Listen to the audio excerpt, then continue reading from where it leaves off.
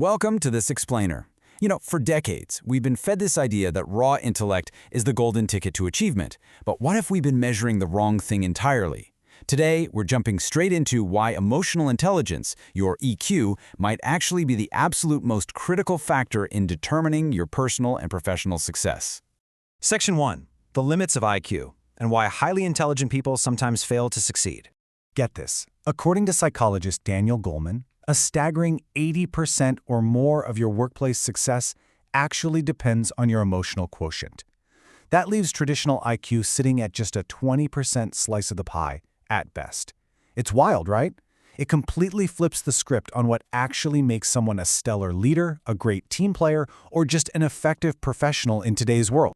Now you've got to understand that IQ and EQ are fundamentally different beasts. Your IQ, it's largely fixed at birth. It measures numeric, linguistic, and logical abilities. Basically, if you weren't born a math genius, you can't drastically increase that number. But EQ, that is entirely a product of socialization.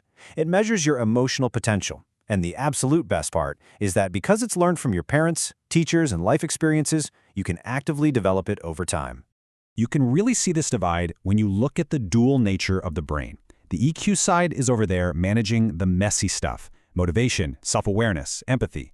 Meanwhile, the IQ side is crunching the data, handling technical know-how and critical thinking. To crush it, in almost any profession today, you need both sides, sure, but reading other people's signals and reacting the right way, that leans heavily on that emotional half. So, here's our roadmap for this explainer. 1. The limits of IQ. 2. 3 emotional intelligence models. 3. Goleman's mixed model matrix. 4. Mastering the self. And finally, 5. Navigating social relationships.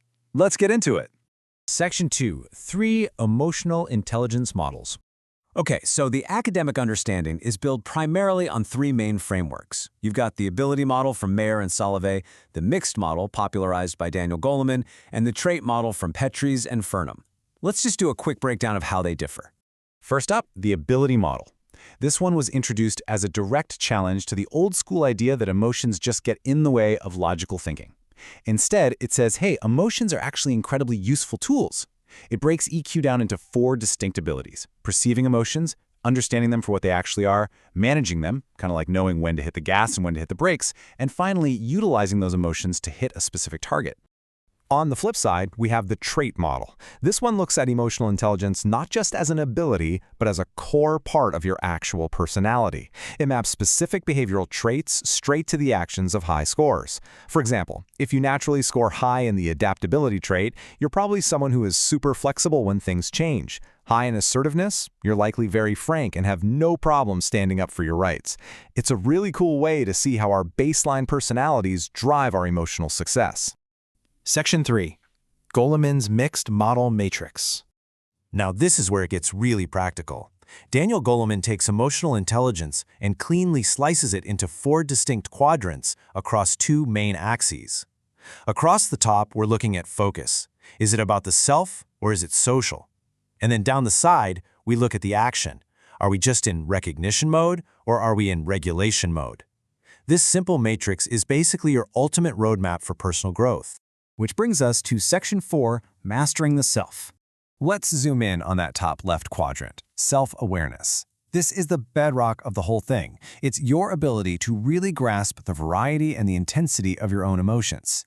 People with high self-awareness are willing to take a brutally honest look at themselves. They feel their feelings, sure, but they absolutely do not let those feelings rule them. Historically, we've seen this kind of profound emotional detachment and self-awareness exemplified by figures like Buddha and Gandhi.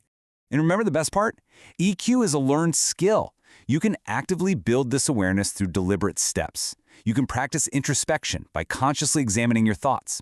You can build emotional literacy by just learning to accurately name different emotions as they happen. You can use metacognition, literally pausing to ask yourself, wait, is my thinking process actually rational right now? And honestly, just asking trusted friends for some blunt, honest feedback is an incredibly powerful tool. So moving downward on the matrix from just recognizing to actually regulating, we hit self-management. And man, this profound quote from Aristotle just hits the nail on the head. He said, anybody can become angry, but to be angry with the right person and to the right degree, well, that is not easy. Managing those disruptive impulses and showing real self-control takes immense discipline. Luckily, there are practical ways to manage those tricky impulses. Simply engaging your senses, like putting on a great playlist or hitting the gym, can totally shift your state. Things like yoga and meditation help wire your brain to connect inward. Laughter and humor are fantastic pressure valves. But my absolute favorite technique?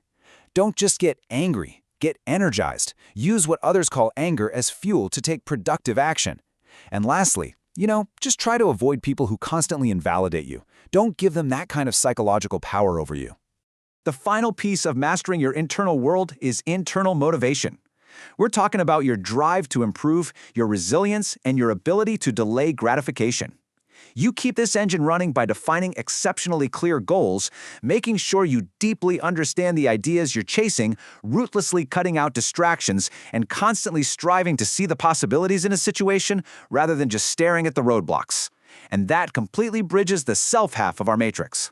Section 5. Navigating social relationships. Jumping over to the top right quadrant, we have social awareness, and this is heavily fueled by empathy. It's all about anticipating and recognizing the needs of others.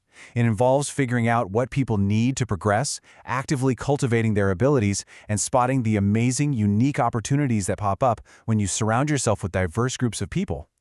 And look, empathy isn't just some passive, warm and fuzzy vibe. It is a highly active process. You can rapidly improve your empathy if you practice patient listening, meaning listening without trying to control or judge the other person. You can literally role play, forcing your brain to see things from their perspective. It requires making a conscious effort to challenge your own prejudices and actively seeking out culturally diverse people to expand your worldview.